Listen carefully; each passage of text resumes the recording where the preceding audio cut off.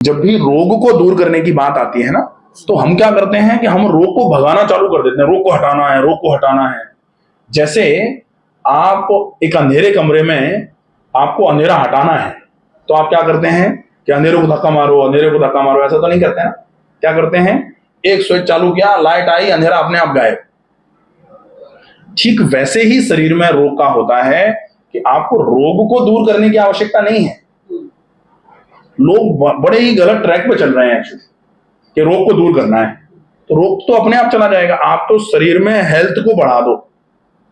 और इसीलिए जो हेल्थ की डेफिनेशन है उसमें रखा गया है ascendancy of constructive principles over destructive. तो जो आपके शरीर में नुकसान पहुंचाने वाली चीजें हैं, अगर आप उनके ऊपर उन चीजों को हावी कर दो जो आपको फायदा देने वाली हैं। जैसे आपका शरीर, जैसे मैं हूं, कोई 4 लोग मुझे मारने के लिए आ रहे हैं और 6 लोग मुझे बचाने के लिए आ गए, तो मैं मरूंगा कि बचूंगा? बच गए। और कोई 4 लोग मुझे मारने के लिए आए और मुझे बचाने वाला एक रह गया या 2 ही रह गए, तो मेरा मरना तय है। इसलिए आपको क्या करना है कि आपको अपने बचाने वालों की संख्या बढ़ा लेनी है। वो 4 आ रहे हैं तो इधर 6 कर दो, वो 6 आ रहे हैं तो इधर 12 कर लो। तो आप जैसे ही अपने शरीर में कंस्ट्रक्टिव प्रिंसिपल्स को हावी कर दोगे, कंस्ट्रक्टिव प्रिंसिपल्स असेंडेंसी में आ जाएंगे, ऊपर हो जाएंगे, तो फिर डिस्ट्रक्टिव प्रिंसिपल आपका कुछ नहीं बिगाड़ पाएंगे। और उन कंस्ट्रक्टिव प्रिंसिपल्स को जनरली आजकल क्या हो रहा है, जैसे मैंने बोला है कहीं इस चीज को भी, कि प्लानिंग बीमारी को मैनेज करने की हो रही है। और ये सही है कि प्लानिंग डेफिनेटली बीमारी को मैनेज करने की हो रही है, कि डायबिटीज हो जाए तो उसको ऐसे मैनेज करेंगे, बीपी होगा तो ऐसे मैनेज करेंगे। प्लानिंग है ही नहीं हेल्थ को बढ़ाने की। तो प्लानिंग होनी चाहिए कि आपका हेल्थ प्रमोशन हो, आपके शरीर की ताकत बढ़े। आपकी शरीर की ताकत को सामान्य तौर पर लोग इम्यूनिटी से जोड़ देते हैं। इम्यूनिटी तब बढ़ती है जब आपका पूरा का पूरा रूटीन बहुत अच्छा होता है, आपका खाना अच्छा। इम्यूनिटी के लिए लोग कहते हैं गिलोय खा लो, इम्यूनिटी बढ़ जाती है। तो फिर तो आदमी केवल गिलोय के पेड़ लगा ले, गिलोय की बेलें लगा ले, नीम के पेड़, नीम गिलोय खाओ तो और भी अच्छा।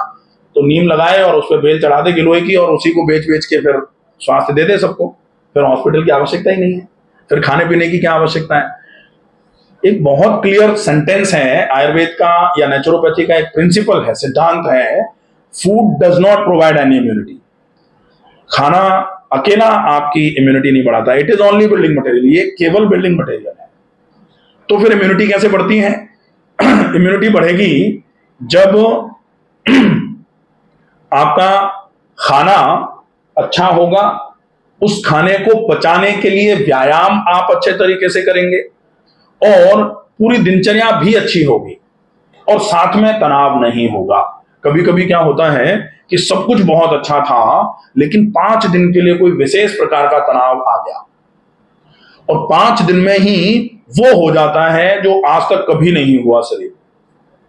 क्योंकि कहा जाता है कि चिंता चिता संप्रोक्त, चिंता जो है ना वो चिता के बराबर है।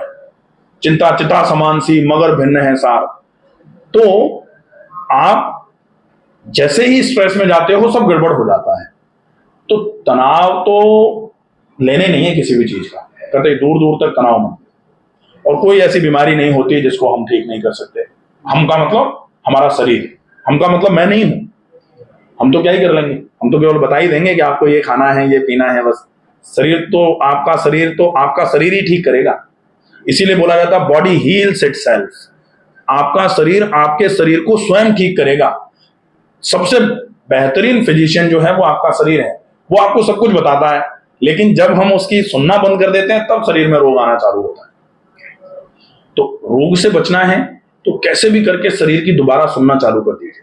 जैसे छोटे बच्चे का शरीर बताता है कि दूध बस अब हो गया, अब दूध नहीं पीना, नहीं तो उल्टी हो जाएगी, और हम अगर उसके बाद भी बच्चे को दूध पिलाते हैं तो वो 1 मिनट भी नहीं रोकता, उसको तुरंत ही पलट देता है। और हम कहते हैं बच्चा दूध डाल रहा है। दूध नहीं डाल रहा, बच्चा बता रहा है कि बस उतना ही था, आपने ज्यादा पिलाया इसलिए हमने पलट दिया। और ज्यादा खिला दो, और ज्यादा पिला दो, दस्त कर देगा। लेकिन आदतें हम बचपन से ही बच्चों की खराब करना चालू कर देते। दस्त लगे तुरंत ही गए कि साहब दस्त लग रहे हैं, सिरप दे दो, उन्होंने सिरप दे दी। अब हालांकि कभी कभी एक्यूट डिसऑर्डर्स जब क्रॉनिक में बदल जाए तो उसको रोकने की आवश्यकता भी पड़ती है। ऐसा नहीं कि 10 लगे जा रहे हैं, 6 दिन हो गए, बच्चा बिल्कुल दुबला पतला हो गया, उसको डिहाइड्रेशन हो गया, दवाई नहीं दिलवाई, ये तो गड़बड़ हो जाएगा फिर। लेकिन जो शरीर के इंडिकेशंस हैं उनको समझने की आवश्यकता है।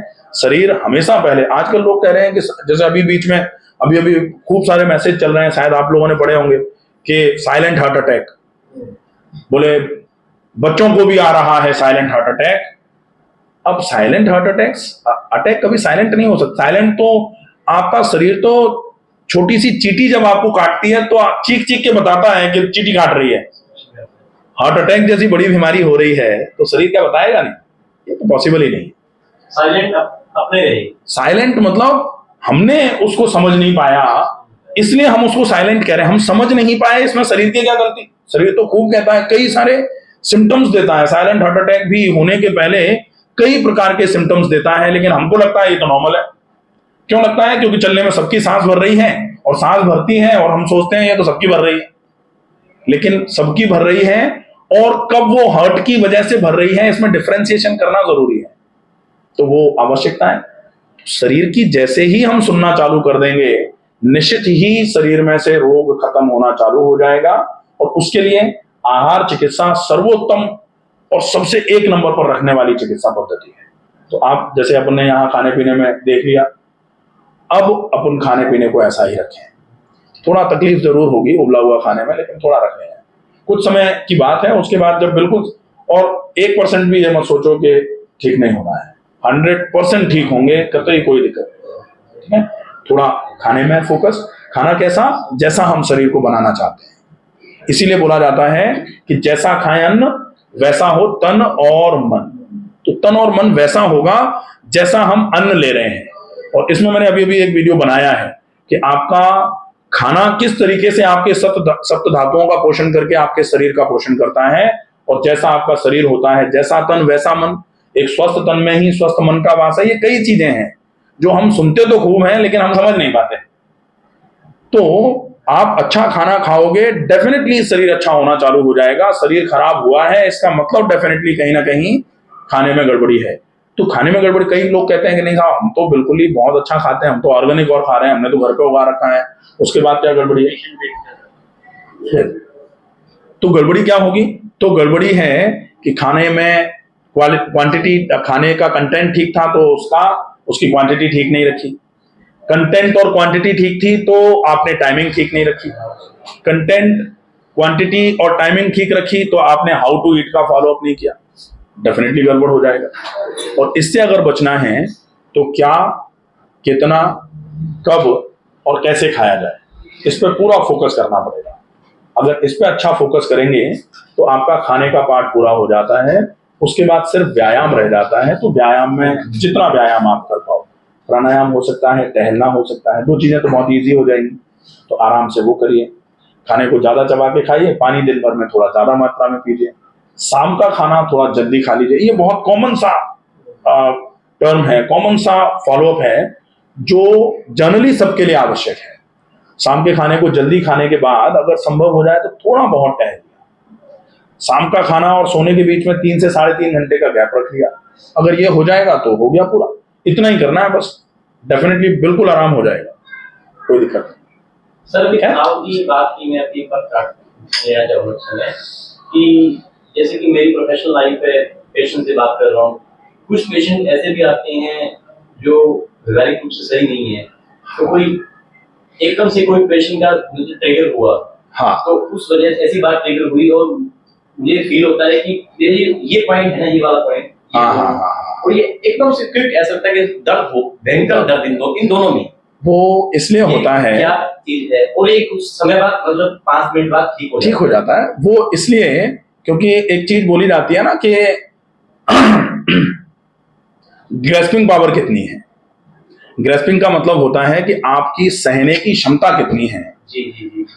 सामान्य तौर पे जैसे हम चिकित्सकों को सहने की इतनी क्षमता होनी चाहिए कि अगर कोई व्यक्ति, क्योंकि पेशेंट का मतलब है वो इम्पेशेंट होगा। जी जी, हाँ जी। पेशेंट में पेशेंस हो ये कोई बहुत आवश्यक नहीं है, और अपन ये मान के चलें कि नहीं होगा। तो जैसा हम सोचते हैं, अगर हमारी एक्सपेक्टेशन ऐसी होगी कि पेशेंट को हम एक बार कह दें और वो पूरा समझ जाए, तो डेफिनेटली जहां हमारी इच्छाओं का अनादर होगा वहां हमको क्रोध आना चालू हो जाएगा, क्योंकि क्रोध की उत्पत्ति ही वहां से होती है। क्रोध का जनन मतलब जैसा आप सोच रहे हैं, जैसा आपने सोच रखा था वैसा नहीं होगा तो गुस्सा आएगा। ये हर जगह ऐसे ही होता है, घर में भी यही होता है, प्रोफेशनल लाइफ में भी यही होता है। लेकिन चिकित्सकों के लिए एक प्रोटोकॉल होना चाहिए कि सामान्य तौर पे होता भी है, चिकित्सक इतना ज्यादा टॉलरेंट होते हैं। अब नहीं है कोई तो नहीं है, लेकिन अब ये बोला जा सकता है कि अगर मान लो कोई बहुत ही ज्यादा बिल्कुल ही काटने को ही दौड़े तो डेफिनेटली कहीं थोड़ा सा अपना प्रोटेक्शन करना ही पड़े। लेकिन थोड़ा उसमें भी अगर अपने, चूंकि अपनी लाइफ है, चूंकि अपन सेवा के काम में है, इसलिए थोड़ा सा और अपनी ग्रैस्पिंग पावर जो है, थोड़ी और सहन शक्ति को बढ़ाने के लिए ज्यादा से ज्यादा मात्रा में अपन जैसे ध्यान कर सकते हैं। अब ध्यान नहीं हो पा रहा है तो आप प्राणायाम कर सकते हैं। स्थिर सुखम आसनम बोला जाता है कि आप आसन का अभ्यास करेंगे तो फिर आपकी धीरे धीरे धीरे धीरे करके एक जगह पर बैठने की क्षमता जब बढ़ती है तो फिर एक जैसी बातों को सुनने की क्षमता भी बढ़ जाती है। प्रॉब्लम क्या होती है, जैसे आपने मुझे अभी पूछा कि सर पानी कैसे पिए, मैंने बता दिया। 2 मिनट के बाद फिर से अगर दूसरा क्वेश्चन आ जाए तो चले, लेकिन 2 मिनट के बाद फिर से वही सेम क्वेश्चन, सर पानी कैसे पिए, दूसरी बार बता दिया। फिर तीसरी बार, फिर चौथी बार, फिर 5वीं बार, फिर 20 बार, फिर 25 बार, फिर जहां मिले वहां एक ही प्रश्न।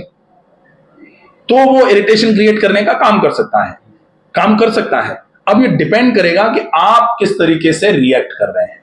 तो रिएक्शन कभी भी किसी दूसरे के नेचर पर अपना रिएक्शन नहीं होना चाहिए। ये वैसे ज्ञान की बात कही जाती है, लेकिन इसको कम से कम हम चिकित्सकों को तो लाइफ में लेना चाहिए। उसी पॉइंट पे सर टीम क्यों, वो तो स्ट्रेस है। जैसे स्ट्रेस जब क्रिएट होता है तो वो बॉडी के किस पॉइंट पर सबसे ज्यादा, जैसे जब तनाव होता है लोग जनरली ऐसे सिर पकड़ लेते हैं, गुस्सा मत दिलाओ ऐसे करके क्या करते हैं ना।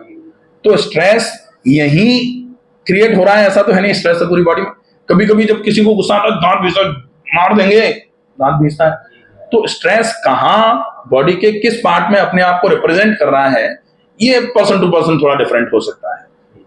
तो उसमें अपने को कोशिश ये करनी है, अपने लिए बहुत अच्छा रहता है ये कि थोड़ा टॉलरेंस की कैपेसिटी, जो सहने की क्षमता है, जो ज्यादा पेशेंस लेवल जो है वो थोड़ा और बढ़ाने की आवश्यकता है। और वो बढ़ेगा निश्चित ही। जैसे स्ट्रेस को मैनेज करने के लिए कहीं ऐसा नहीं है स्ट्रेस मैनेजमेंट के लिए कोई दवाई आती है। स्ट्रेस मैनेजमेंट के लिए कोई दवाई नहीं है आज तक। स्ट्रेस मैनेजमेंट सिर्फ आपके रूटीन से होगा। आप अच्छा रूटीन फॉलो करो, आप वो खाना खाओ। जैसे आहार में एक आहार होता है सात्विक प्रकृति का भोजन, एक होता है तामसिक और एक होता है राजसिक। तामसिक भोजन लेने से आपके अंदर क्रोध की प्रकृति आना चालू हो जाएगी। जैसे शेर हमेशा गुस्से में रहता है, खरगोश हमेशा शांत रहता है, देखें ना, क्योंकि डाइट का अंतर है। तो ये अंतर तो डेफिनेटली मैटर करता है। ठीक है।